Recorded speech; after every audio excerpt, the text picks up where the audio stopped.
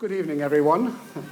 It's with very great pleasure that I welcome our guests this evening, Lord Simon Reading, the 4th Marquess of Reading, and Lord Roderick Balfour, the 5th Earl of Balfour. Lord Reading is the great-grandson of Lord Rufus Isaacs, the 1st Marquess of Reading, and the Attorney General in David Lloyd George's government at the time of the Balfour Declaration. Lord Balfour is the great-nephew of Lord Arthur James Balfour, the 1st Earl of Balfour, who was the Foreign Secretary and the author of the Balfour Declaration. Both Lord Reading and Lord Balfour are very strong supporters of Israel. Lord Reading and his wife Melinda, who is here this evening, have very actively supported and continue to support a multitude of roles Israel, including the Anglo-Israel Council, UK President of Magen David Adom, and a patron of the Jewish National Fund. Lord Balfour chaired the Anglo-Israel Association dinners for several years, amongst other Israel-related activities. I am, however, very sorry to tell you that we're missing 2 Lloyd Georges. William told us last week that he's unable to attend as he was going to be abroad, but Fred, his brother, told us only yesterday morning that for personal reasons he's had to pull out, and he sends his apologies. And I apologize to you, the audience, because we are really missing one of the 3. However, we have some lovely stories to tell you. We also have on the platform tonight our very own Lord Leslie Turnberg, First and only. the first, who, amongst his other prodigious talents, is one of the UK's leading historians on the Balfour Declaration and an invaluable defender of Israel in the House of Lords. I'd like to thank Maurice Ostro for his introducing me to Lord Reading, and thank you, Lord Reading, for your efforts in making tonight's event a reality. And it is very significant that tonight is actually the beginning of Yom HaShoah, the Memorial Day for the Holocaust, celebrated in Israel and by Jewry throughout the world. And to commemorate that, we're going to light a yellow candle here, and this is going to be in memory of Esther Lieb of Valga, Estonia, who was murdered at Valga in 1941, aged 6 years old. And through her, we will also remember all of the other 6 million men, women, and children who were murdered during the Holocaust years. So I shall light this candle and have this memorial in front of us tonight.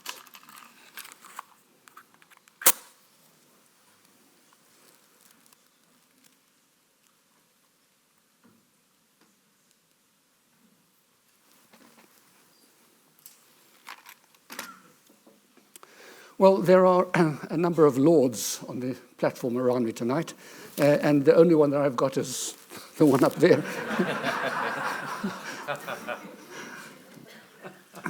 But by mutual agreement, we're going to stick tonight to first names and keep it informal. So, Leslie, could you briefly set out for our audience here tonight the historic scene in 1917 around the time of the Balfour Declaration? Well, I was hoping that we would hear from our guests. But yes, 1917, Britain was heavily engaged in the First World War and seemed to be losing.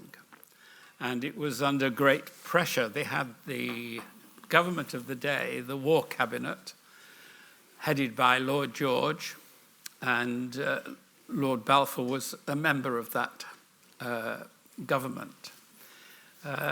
Balfour had been influenced very much by Chaim Weizmann during the previous few years. And as you'll hear from Lord Balfour, he was very switched on to the plight of the Jews.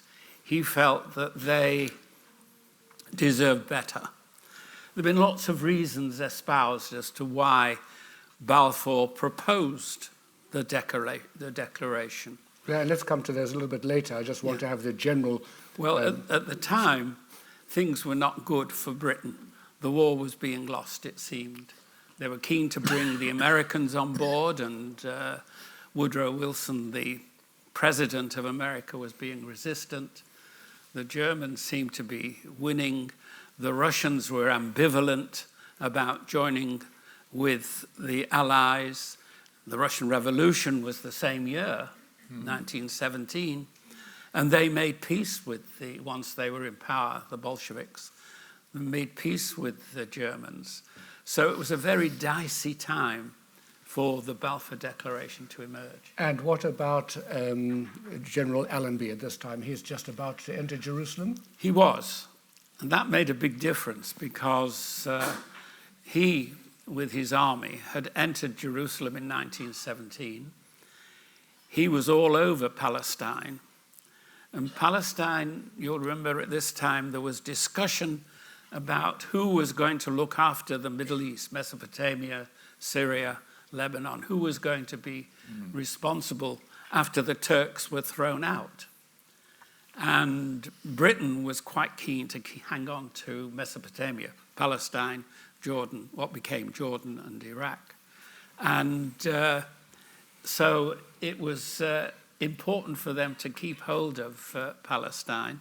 And Britain and the French, Lloyd George and the French president agreed that they would divide up the spoils after the war if they beat the Turks, got the Turks out.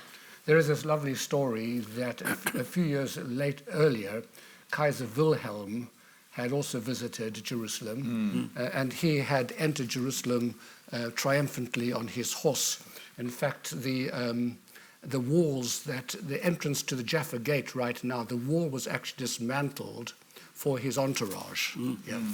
And when General Allenby approached the wall, he received a message from the Foreign Office saying, "Dismount from your horse and walk in by foot." He wanted to make the distinction between the two. So let's turn to Roddy for a moment now. At what stage, as a great nephew, did you become aware, Roddy, of the Balfour Declaration and its importance for world Jewry? Was this something you grew up with it, or was it something which something you discovered only later in life? It's the most extraordinary thing. I was actually brought up in France, and every French child is taught about La Déclaration Balfour, but in England, nobody really knew about it. At my school, Arthur Balfour was known merely as the Tory Prime Minister who'd suffered the biggest defeat of any Tory Prime Minister in 1905, so I was the object of some ridicule. And the first I was really aware of it. At Eton? Yes. Okay. And that was the main thing. And then I remember that, if I can put it, the door of the little bathroom at home, it had this letter hanging on the back of it. And that was the only reference to the Balfour Declaration that I ever came across. Was it inside the toilet or outside? It was on the back of the door, inside. And the first time I was really aware of it, and I almost get still emotional about it, it was a very rainy evening in London. I had my school trunk in the days when we all collected all that stuff, do you remember? And I waved down a taxi. I think he took pity on me as a little boy with this bloody great trunk. And I got in, heaved my trunk. Those old taxis, you put your trunk in on the left, next to the driver. And we stopped at a traffic light, and he said, "I see the name on your luggage is Balfour." I said, "So what?" He said, "It's the eve of the Passover. And I'm so moved to have you. Are you anything to do with Arthur Balfour?" So I said, "Yes." So he took me home, so he took me where I was going, went home. What had happened, I got so turned up with him that I had forgotten a family portrait that was in the back of the taxi. And I got out in all the rain and everything else. And I thought, oh, my God, I'm going home. I'm meant to be delivering this picture of Whittingham, the Balfour family home. And I thought, what do I do? So the next morning, I got to the Lost Property Office of London Transport, as it was then. And I said, has anybody brought in a picture? And he said, well, I got all the usual stuff. He said, oh, somebody did bring something in. Yeah, let me go and have a look, see? So he brought out this thing in brown paper, immaculately wrapped up with my name on it. And Then he said, there's normally a reward for who's returned it. And I was a schoolboy on about 5 shillings a month pocket money, so I can't quite remember what I did. But I've never forgotten. That was the first time that it really hit home. So, Roddy, Simon Sebag Montefiore in his book Jerusalem describes Arthur Balfour in the following way. Balfour was nicknamed Nimini Pimini and Pretty Fanny for his rosy cheeks and willowy limbs. He was a scion of both Scottish mercantile wealth and English aristocracy, a philosopher, poetaster, and enthusiastic tennis player. He was a foppish romantic who never married and a frivolous improviser whose favorite expression was nothing matters much and very little matters at all. And I suspect... You've said it all. No, I haven't, because when we talked a little bit earlier this week, you gave me an entirely different perspective of your ancestor, and we'd like to hear it. Extraordinary man, extraordinary family. Tell us about him. Well, he came from a very brilliant line of, all his siblings were very, very clever. I brought something in. I won't read out all of them, but they were Nobel Prize winners and founded Sidgwick College. One of the great entomologists, great-great-uncle Frank, was thought to be the natural successor to Darwin. They were all very, very bright, and he was very much into philosophy. Arthur was president of the Royal Society. He had a great intellect, and I think one of his problems as a politician, because remember, I have a thing in another loo, which is the front of the Excuse me, sphere. how many loos are we talking about so we can time ourselves Well, tonight? I have to have a lot of loos to accommodate all these things. It's just a picture of the third Lord Salisbury, who was the great Prime Minister. And it said, Lord Salisbury resigns, announces Balfour will be his successor, with a picture of the two of them next to each other. Extraordinary. So he was sort of put on the throne, as it were, by his uncle Robert Salisbury. But it was rather like we've suffered recently, depending on your political persuasion, that the Tories were getting very, very tired by then. They'd had many, many years of Disraeli and Salisbury, and we'd had the Boer War and all that. So he was thrown out. But he was obviously no slouch, and he was a very good tennis player.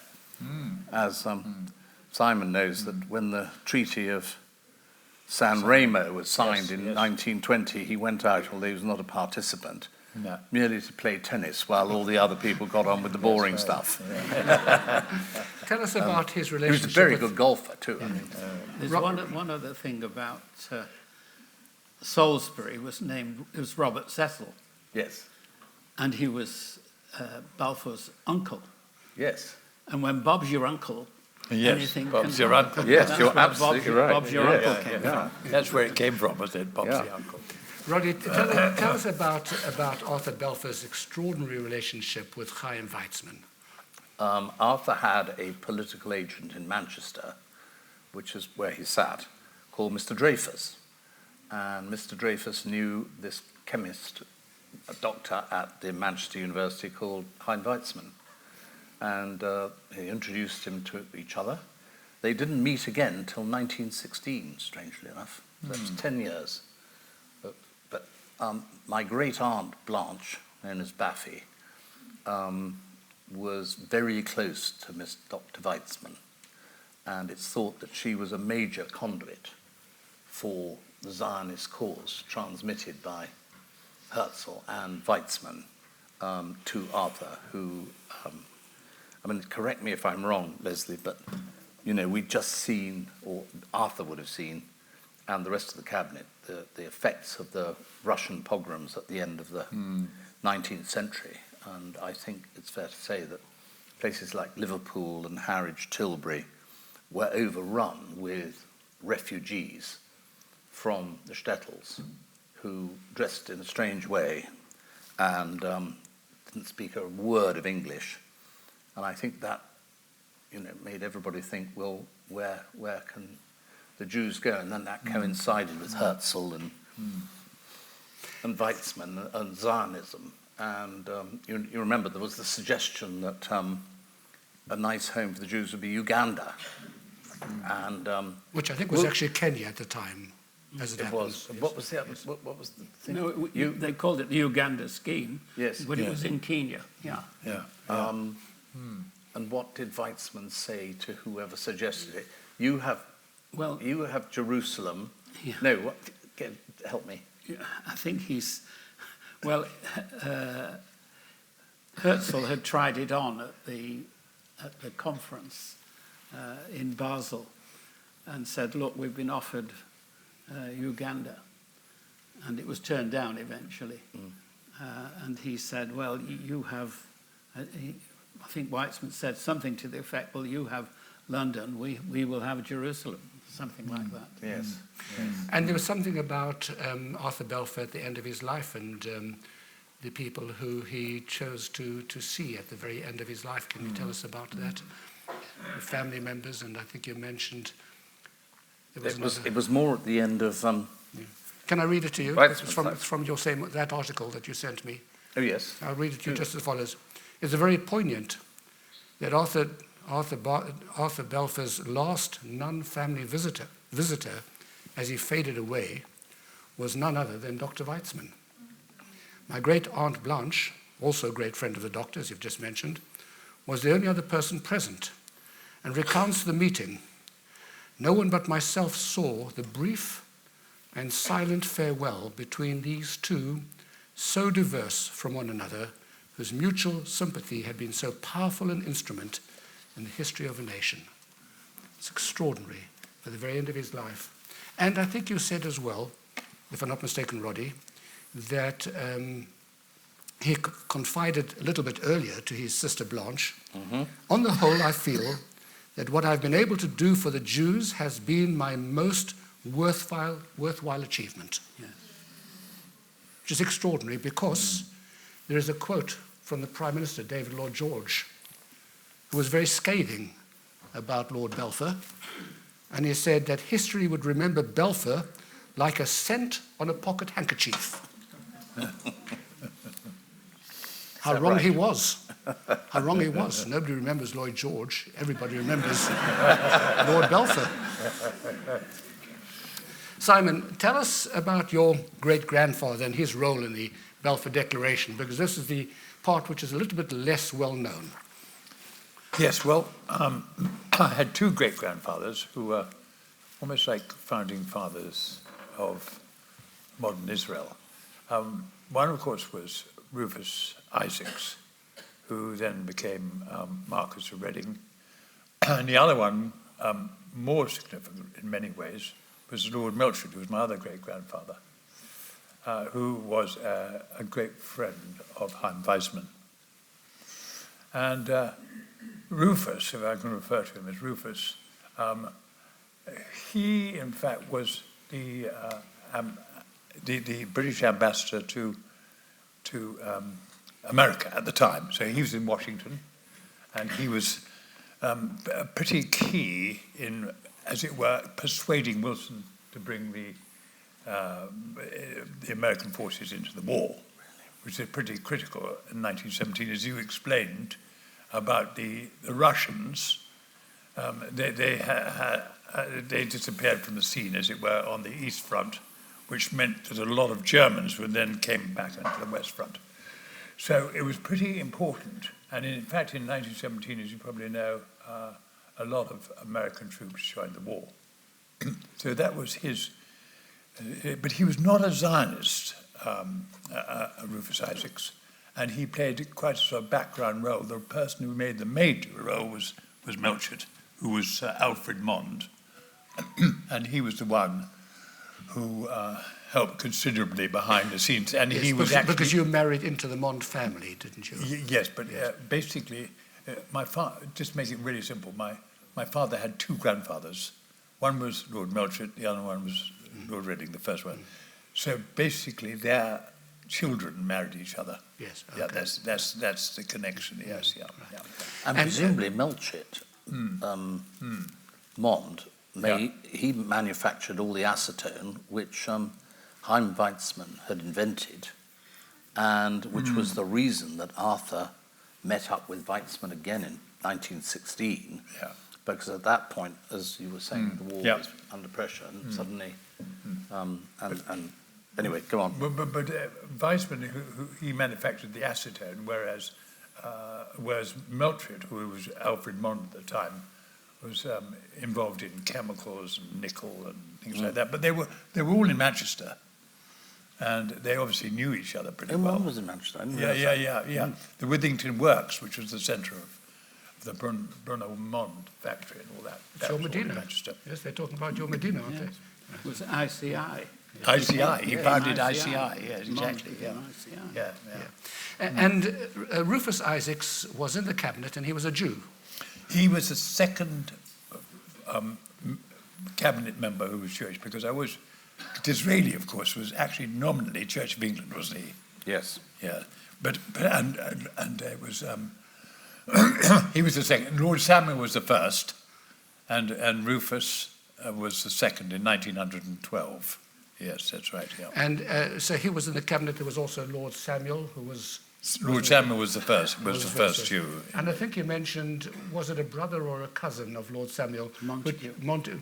Who changed his name the other way round. He became Samuel Montague. Yes, instead of Montague Samuel. Until Montague Samuel. Yes. That's right. Yeah. He Which probably is wanted now- people to read his name in Hebrew. Yeah. Samuel Montague. Yes, but by the way, do you know, just by way of that when Henry Kissinger became Secretary of State, Golda Meir said to him, "Oh, Henry, I'm so pleased that we now have a Jewish Secretary of State." And very stiffly he said to her, "Madam Prime Minister," he said, "I am Secretary of State first, an American citizen second." He said, "and a Jew third." He said, "Yes, Henry, but in Israel, we read from right to left."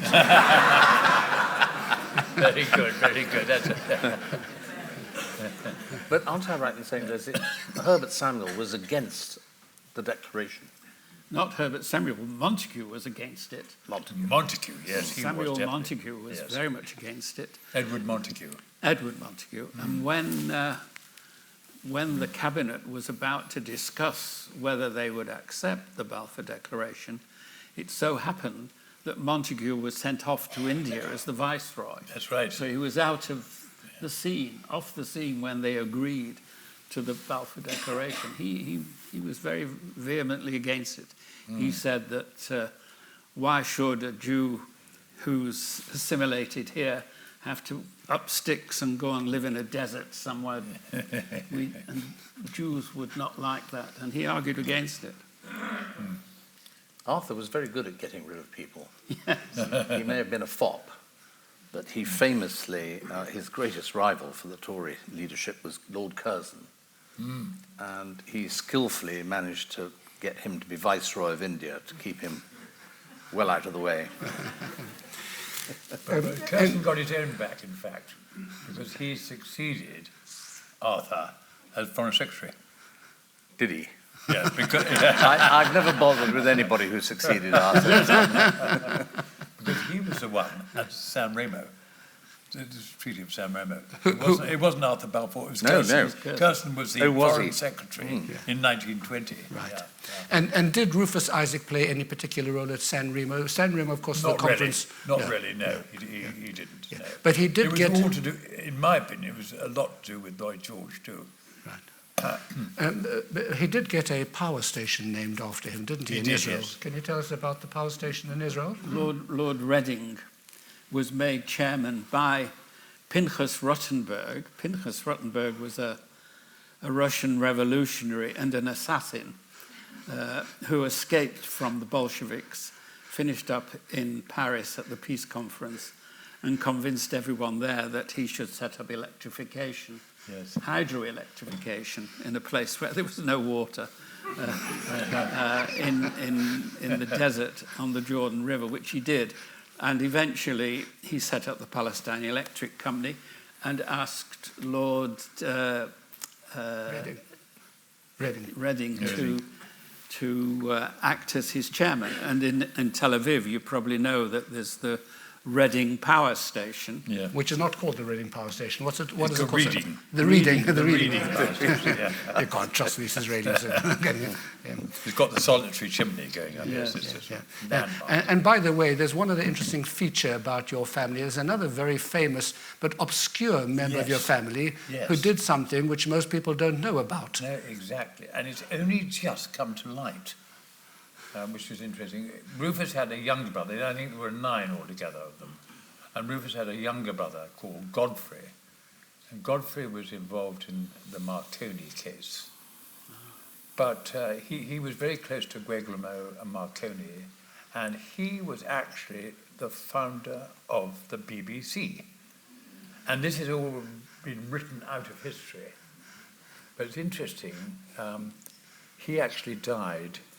Actually, his centenary was about 4 or 5 days ago, and they announced that actually they'd found the evidence that Godfrey Isaacs was indeed the founder of the BBC. But I've always believed it's been covered up because he was a Jew. And when you think about it, the BBC have not been exactly very kindly towards the Jews or the Israelis. And maybe the roots of all this come from anti-Semitism, right at the very beginning. Very fascinating. Simon and Roddy, look, I know that neither of you profess to be historians or experts on the Balfour Declaration, but I'd love to hear your views as to why you think, what were the drivers, why do you think that this declaration was made? We heard a little bit at the beginning from this side over here, but we'd like to hear your view as well. Simon? Do you want to go first? Yeah.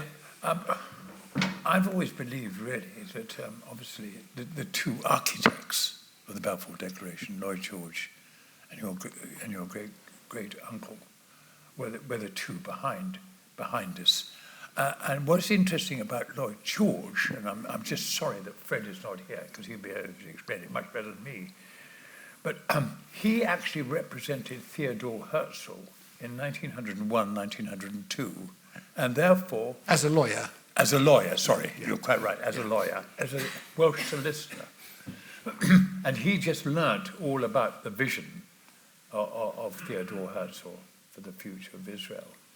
And he said he even knew the Israeli towns better than he did the Welsh towns. So I think that was a very important aspect of the way that Lloyd George looked at The exact Israel. quote, by the way, And is... also the other thing was there was also a revival in Wales called the Christmas Evans Revival in 1902, which meant that there were an awful lot of Christians who had very strong Israeli links. And I think that, and suddenly chapels appeared everywhere. And Lloyd George, of course, was a Welsh. And Lloyd George was from Wales, of Yes. course. Yeah. Yes. Yeah. So I think that their interest Lloyd George's interest in the Jews was because of that, and I think your great uncle, I might be mistaken, primary interest was through his faith and his his theology and all that. Is that correct? I think there are a lot of dynamics. Right. And I think what I was talking about, the pogroms, and what they were trying to sort of cope with, this high level of immigration. And obviously he was having his ear bent by Aunt Blanche. And, I think he genuinely felt, as a good Christian, one of the Abrahamic faiths that, the Jews should have a home in under the covenant, back in Palestine. And then there was the added dynamic Leslie was talking about, the Americans coming into the war. But of course I get into trouble because, in the context of modern Palestine, I'm always saying that, the one really strong, I can never remember it, I'll have to look at my phone. That central tenet of the Declaration, because it's all a pretty wishy-washy letter. Her Majesty's government view with favour, not that strong, the establishment in Palestine of a national home for the Jewish people, not state, which a lot of people misquote, and will use their best endeavours to facilitate the achievement of this object, it being clearly understood that nothing should be done which may prejudice the civil and religious rights of existing non-Jewish communities in Palestine. And, I think we could debate that for quite a long time. Yes, I want to come back to that in just a moment, but I do want to just give you a quotation from Chaim Weizmann, whose observation was as follows. He says, Britain was a biblical nation. Those British statesmen of the old school were genuinely religious. They understood as a reality the concept of return with a capital R. It appealed to their tradition and their faith. And the quote that you were talking about over here from Lloyd George was, I was taught more in school about the history of the Jews than about my own land. So the religious faith was a very, very big driver. Yes. But there were other drivers as well, weren't there? For the Balfour Declaration. Yes. Well, the government thought that the American Jews would have influence over the American president to bring him into the war. They wanted to reward Chaim Weizmann for developing acetone that they needed for the explosives in the war. But as Lord Balfour says, the main driver for Balfour himself was this sense that the Jews needed it, deserved it. Christianity owed them an enormous debt over many years of persecution. And that was his particular drive. And what about the political considerations, the importance of the Suez Canal to Britain and the need to have ownership over that via Palestine? To what extent was that a driver? Well, that was the reason why the mandates were produced immediately in 1919 in Paris and then confirmed in San Remo and in the League of Nations thereafter, was that the mandates should divide up the Middle East between France and Britain. And Britain was desperate to keep hold of Palestine because it was right next to the Suez Canal, very near to Egypt. And they wanted to keep the French away.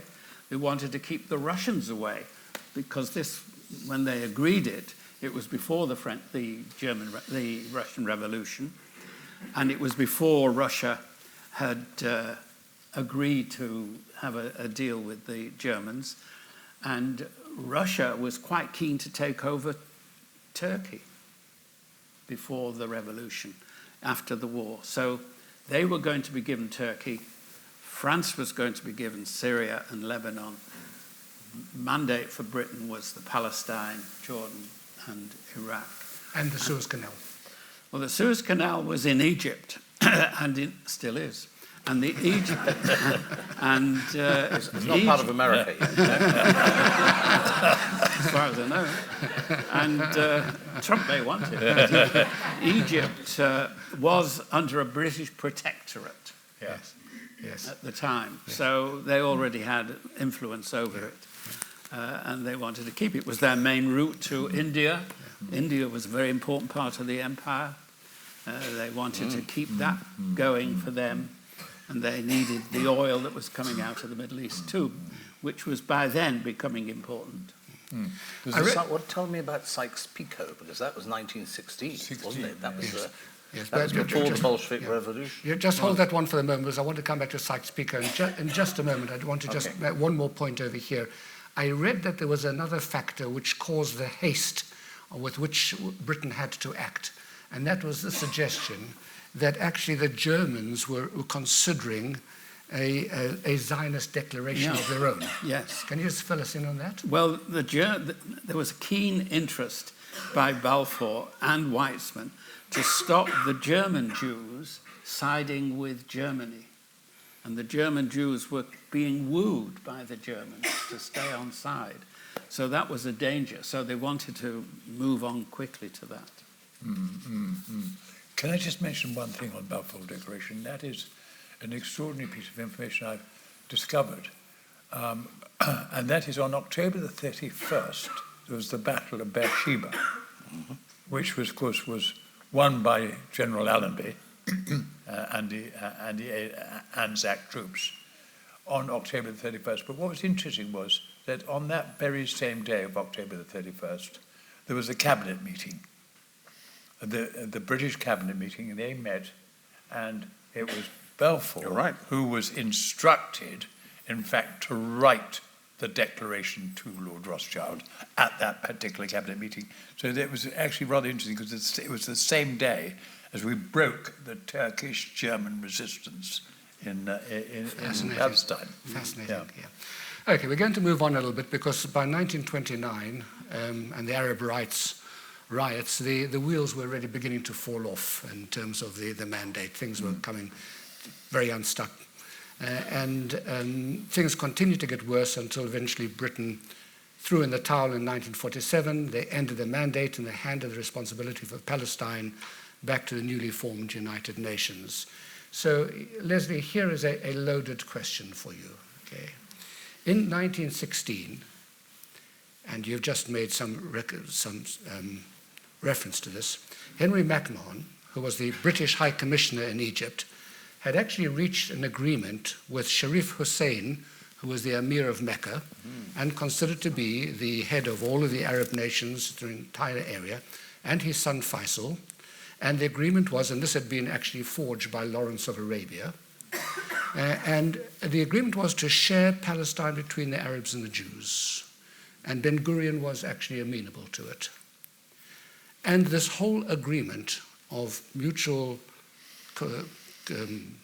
living together was sabotaged by the Sykes-Picot plan, which was to carve up the Middle East between Britain and France for their own political gains. So I wanted to ask you, Leslie, could there have been a different outcome to the conflict between the Arabs and the Jews? And can the blame for the mess that is ensured, and it continues to this very day, actually be laid at the feet of political and colonial greed by the British government? Almost certainly. It always is a government that's responsible. Sykes was British, Picot was French. I'm so sorry, gentlemen, but that's the conclusion. Self-preservation. Yeah, and they agreed to divide up the spoils of the Middle East. And they went behind the backs of this whole agreement. The McMahon-Hussein agreement was very loosely worded and open to all sorts of different interpretations. It was written in Arabic, which McMahon hardly understood, and there were lots of bits and pieces in it which were misinterpreted. The net result was that Hussein thought he was going to be able to take over the whole of the Middle East, right through Syria and the Mesopotamia, and he would be able to give up Palestine. It was a little backwater that he didn't really need. He was happy to have the Jews there. That wasn't a big problem. In fact, there were lots of documents, agreements between the Jews and Hussein that this could happen. But then France took on Syria. And when France took Syria, Hussein was so aggrieved that part of his supposed empire was going to be taken away from him that he said, well, I can't agree with the Jews having Palestine, and that started the whole business of disagreement between the Jews. Palestine was a very difficult area to define. They talked about a line between Beersheba and Homs, and no one quite knew where these places were. And the lines between what became Jordan eventually and Iraq and Palestine were very ill-defined. But nevertheless, a part of the east from Aleppo down to Beersheba was going to be given to the Jews, and Hussein was happy with that until the French took Syria. And that was the moment when Hussein rebelled against the whole idea. So it's the French fault, not the British. It's the French. Definitely the French. Simon and Roddy, if your respective ancestors were to view the outcome of their very fateful decisions as evidenced in Israel today, with all its incredible success, but at the same time with all the bloodshed that is ensued over the course of the years, what do you think they might say? Or if I could put it in a different way, perhaps more pertinently, what would each of you like to say? I'm fairly consistent. I think Arthur would have, the Holocaust would have absolutely vindicated Arthur's view and Lloyd George's about a home for the Jews. And I think he would be incredibly pleased, given his scientific and philosophical knowledge, to see just how incredibly well Israel has done in the field of innovation and helping mankind in every sort of way. But you're not without your own criticisms. Well, I mean, I think probably everybody, I don't know how, let's not get too political, but I mean, I think the whole problem of the West Bank and the settlements and what is going on there is the big blemish on proceedings. Simon, what is your view? Well, my views are, obviously have mixed feelings, but the main thing is that it is just quite remarkable what Israel has done over these years. I mean, it is, I've been reading a book called The Miracle of Israel, and it is a miracle.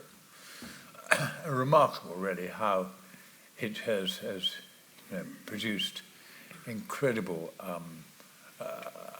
progress over this period of time, and so many different fields, just remarkable.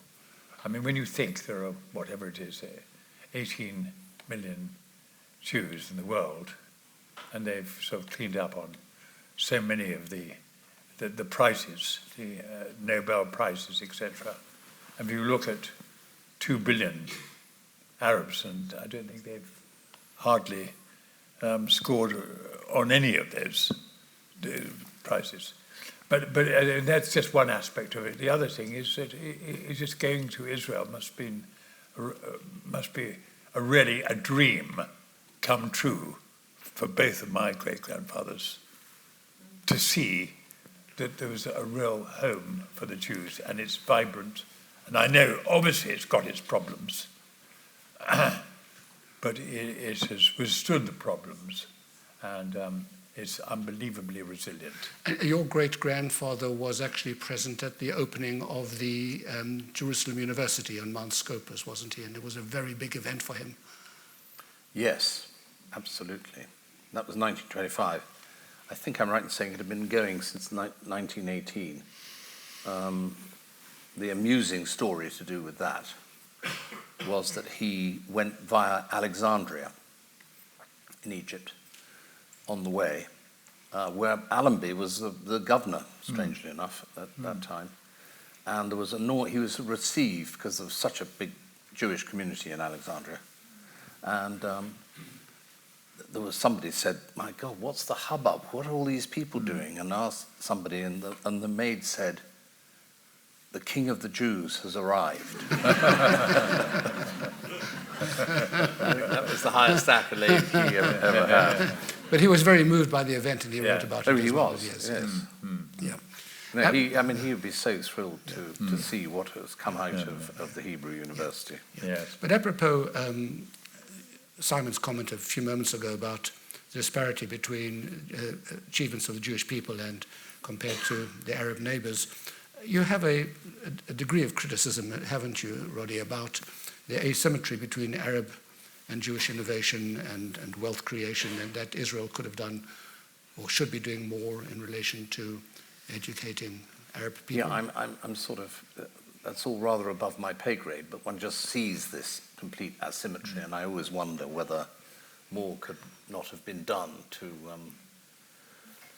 educate. But we see the polarization and the much more violent attitude that is taken by certain sectors of the population who are very easily inflamed, and and their leaders who don't really want them to succeed. I mean, that's, I think, pretty widely accepted in Gaza, isn't it? I mean, the last time the Israelis left Gaza to itself, I believe Hamas pulled down all the greenhouses that had been left there to help. I mean, it's this this willingness to put up with a very, very poor life, and the willingness of the leaders of Hamas to basically sacrifice their own people in the name of what? I'm never quite sure.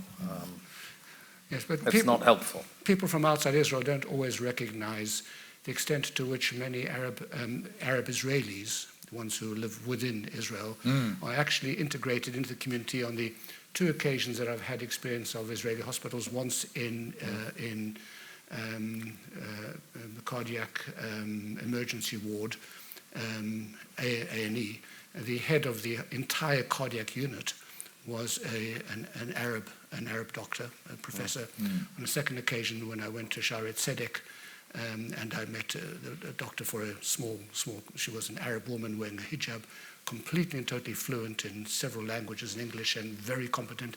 And all around you do actually see in a cadre of Arab people who are very well integrated into Israel. It's just such a shame it doesn't extend out beyond that. Yeah. Yes. What needs to be done to put Israel's case more forcefully to the non-Jewish population in the UK? What would you like to see Israel do to make our case better? I mean, we very often talk here within an echo chamber, as Jewish people. It's very rare that we actually have a perspective which comes from a different place, from people who are not Jewish but who are supporters of Israel. And we'd love to hear what you hear in your societies around you, and what you think we could be doing better to put Israel's case forward. Well, I think one thing for certain, and that is Israel is extremely bad and poor on public relations. Every statistic that comes out comes from the Hamas Health Authority. And I just fail to understand how people can believe some of their statistics come out. So I think they definitely need to sharpen up on public relations. That's one of the things that I think they're lacking. And Roddy? Yeah, I think I told you that when Maurice and I were involved in the Anglo-Israel Association, and my fellow committee members were sort of saying, we really want to get in the Anglo bit, as it were. So you have the Anglo-Italian Society, the Anglo-French, and they have, dances and balls and dinners, and there's a mix of both. And when I was trying to recruit amongst the Christian community, for want of a better word, they all said, well, surely for the Anglo, that is for the Anglo jury to support. You don't need us. There were 1 or 2 notable exceptions, like the Duke of Devonshire. Do you remember he came every year? He was a very great supporter. But it was a real struggle, and I don't think the Christian community, frankly, do enough to support, those to whom they're closest religiously, which is the Jews. And the trouble with that is, of course, replacement theology. Tell us about replacement theology, because it's a big theme of yours, Simon. And most people will not be familiar with replacement theology. I'm sure you all know, but it is basically endemic in the Anglican Church. And Cameron here, who's the Royal Dean for Shepherd's Bush, would, I'm sure, endorse what I say, in that wherever it mentions Israel in the Torah, or what we call the Old Testament, the replacement theologians reckon we're talking about the church, as strange as it may seem. So it's almost as if they wiped out Israel off the map, that God has finished with Israel. And this, I'm afraid to say, is what the general belief in the Church of England is. They cover it up well. It's not well known. In fact, I don't think you're that much aware of it, are you, Roddy? No, but I live in a backwater where we still read the St. James's version of the Old Testament. Yeah. but even some of the stalwarts of the Anglican Church, they still believe in replacement theology, and it's got its roots of anti-Semitism.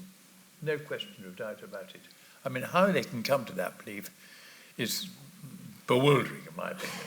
But there we are, and that is one of the main problems. Cameron, can I ask you, is there anything that you would add to that? Because you're right in the heart. Yes, you're a yes, vicar. let me introduce Cameron Yes. to you. This is Vicar Cameron Collington. He's here together with his wife and 2 children. He's a rural dean and the vicar of St. Simon's in Shepherd's Bush, and a very great supporter of Israel. So, Cameron, we'd love to hear your view. Sure. Shall I? Yes, stand up, why not? I'm afraid I now know what Zelensky felt like when he entered the Oval Office. Well, you can say thank you before you do anything else. Thank you. Yes, I know. I dress like this. But I essentially, absolutely, Simon, replacement theology has been an absolute beast for the Christian church. The Christian church doesn't realise it, and it comes, I think, essentially in 3 ways, or from 3 ways, and it's this, that there's a lack of understanding in Christianity, in Western Christianity in particular, of who the Jewish people are, and who the Jewish people are to God, as God's chosen people. Another thing, second thing I would nominate of 3, is the blame apportioned to the Jewish people for the crucifixion of Jesus Christ. And somebody said to me at a dinner that Simon had me at some months ago that you don't like us because we killed your boy. I said, well, actually, it was your boy, because Jesus was a Jewish. It's just a Jew that many Christians don't understand it. But there's that thing about the crucifixion that results in anti-Semitism on school playgrounds to this day in London. And the third thing is simply the Christians have a covenant that they understand comes from God through Jesus Christ, who they would maintain as Messiah. But unfortunately, there's very little understanding, and there needs to be root and branch reform on this, little understanding on the covenants and how the covenant, the Christian covenant, as the New Testament would claim, is added on to, finds its base in the original covenant to Abraham. Yeah. All these things result in anti-Semitism, and I've been plugging away for some time in my little corner of the world and trying to counter a lot of these things. It's a hard job, but uphill struggle. It's an uphill struggle, but I do see a future for Christianity and Judaism to become much more friends in this country. Yes. The church just needs to wake up and get its skates on. Yeah. Well done. Well said.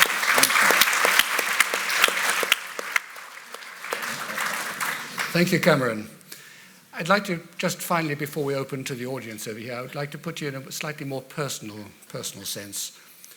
Each of you belong to a society in which I suspect Israel doesn't occupy the same degree of intense focus as it is for many people in this room. So I just wonder, why do each of you support Israel and the Jewish people so fervently? Why put yourselves out on a limb in your societies to back a cause that is simply not recognized in that broader space as being one that is relevant or important? Roddy, why is it because of the connection with Balfour, or is there something else going on here in your life? No, I mean, I think that most of my contemporaries who are educated Christians, church-going occasionally, even,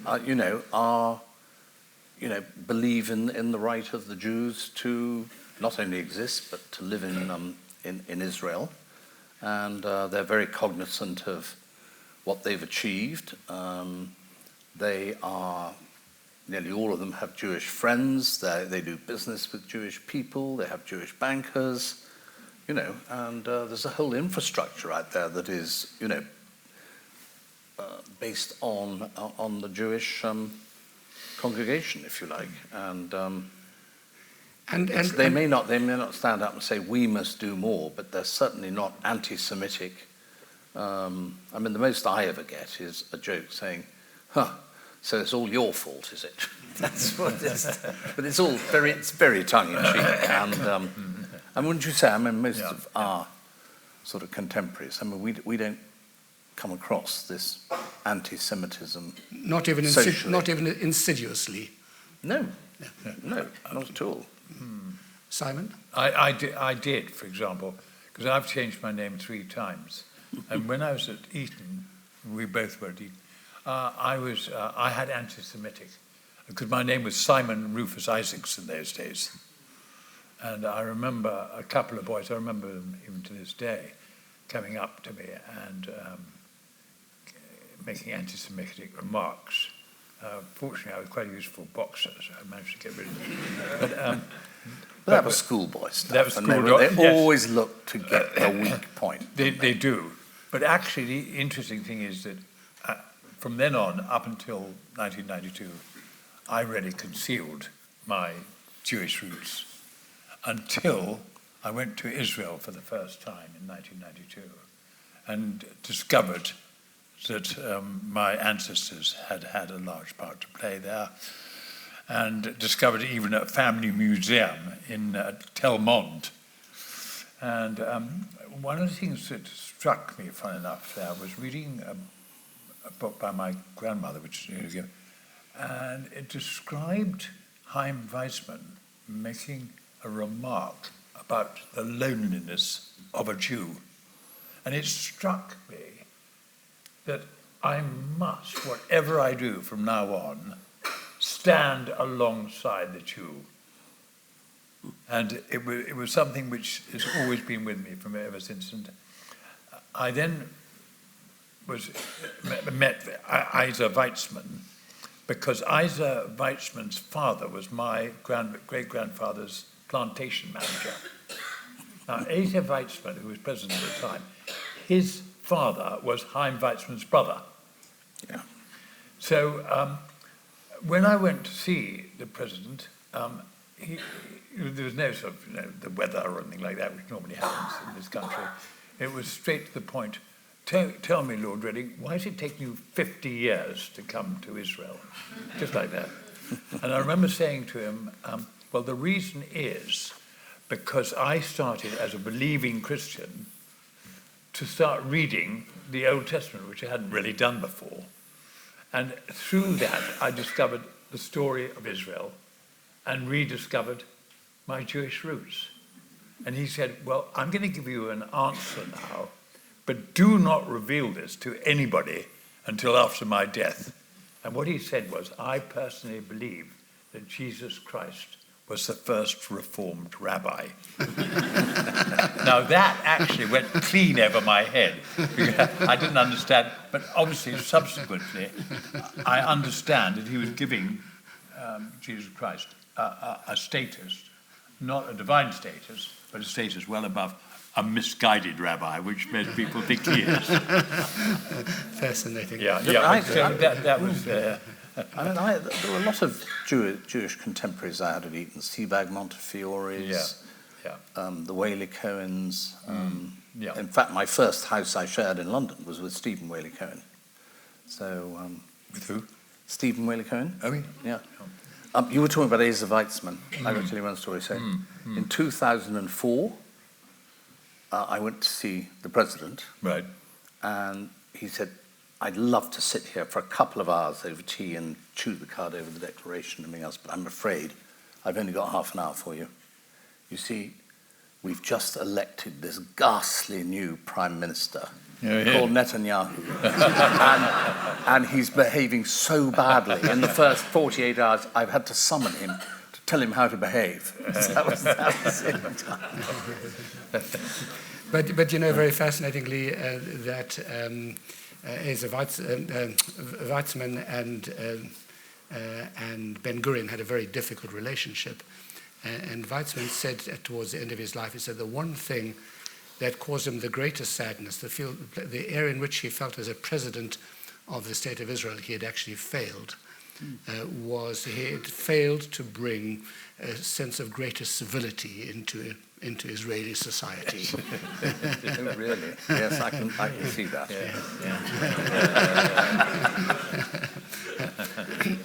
Well, you know, they tell a story about, before we open to the audience over here, about a worldwide shortage of meat, And a reporter decides that he's going to go around the world and ask exactly the same question in a number of different countries to see how they're dealing with the shortage. And he goes to Russia and he asks the question to someone in the street, what do you think of the shortage of meat? And the Russian says, what is meat? Yeah. And he goes to America, he says, excuse me, he says, but what do you think of the shortage of meat? He says, what is a shortage? And he goes to Israel, he stops an Israeli, he says to me, excuse me, he says, what do you think of the shortage of meat? He says, what is excuse me?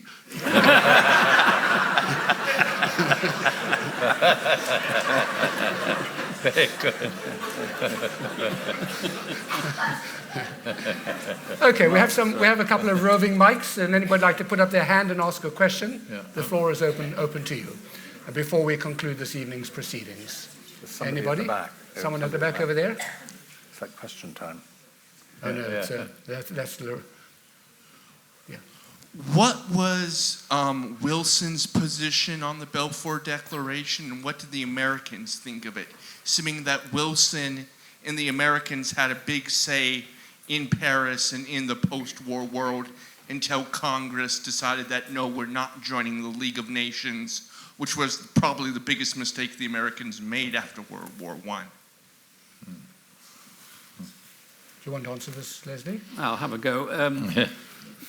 The question relates to Woodrow Wilson and what was his attitude to the Balfour Declaration. He wasn't asked because when it was produced, the Americans weren't quite in. But he did support it, and it did go through Congress eventually later. The French supported it. Even the Pope supported it, which was surprising. But the Americans did support it in the end, if that's the answer. Okay, next question. Anyone else? We've exhausted everybody. Yeah, there we are, at the back over there. Do you see the hand up over there?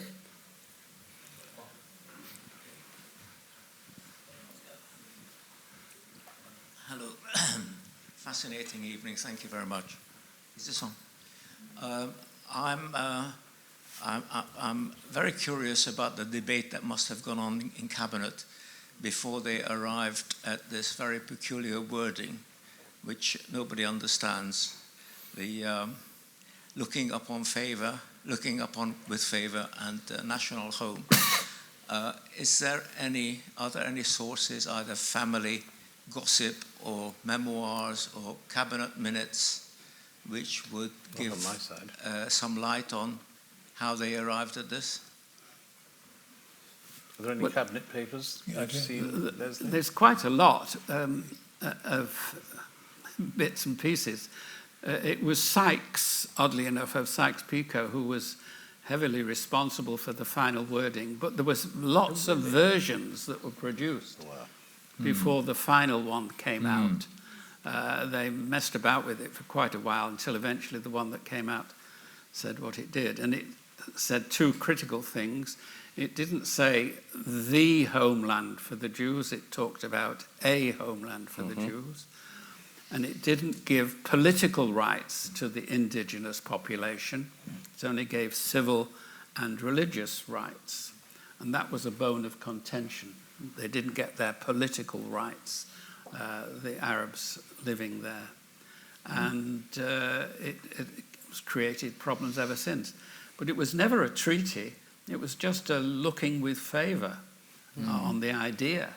And it was not firm. It could have been lost at any time. And it was only when it went to the League of Nations 2 or 3 years later that the League of Nations approved it unanimously. All 50 states agreed.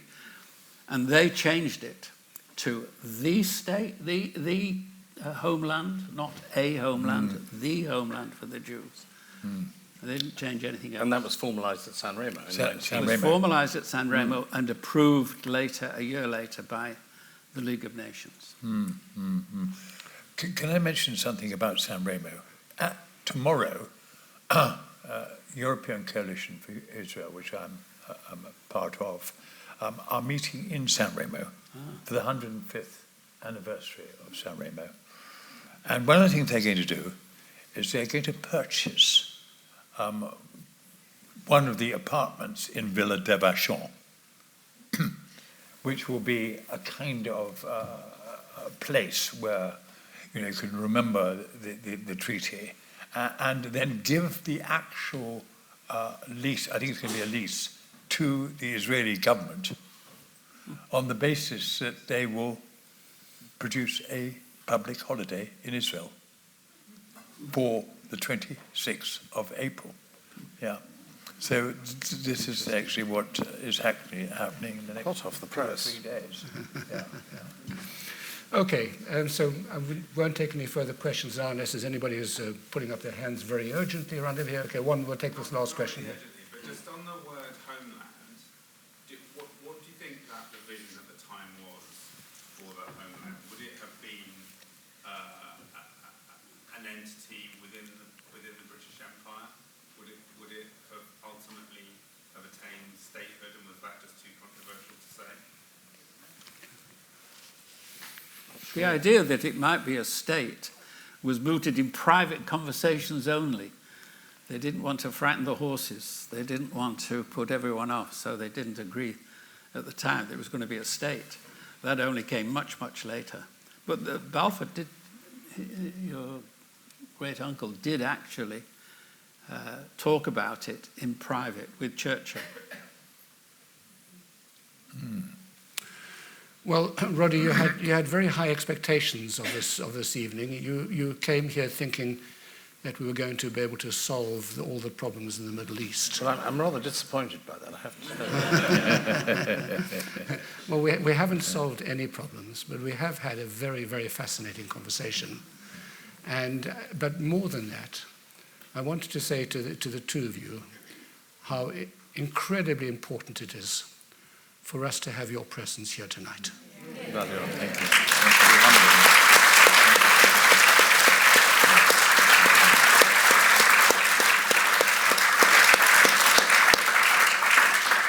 As you know, these are not the easiest of times for Jewish people in this country.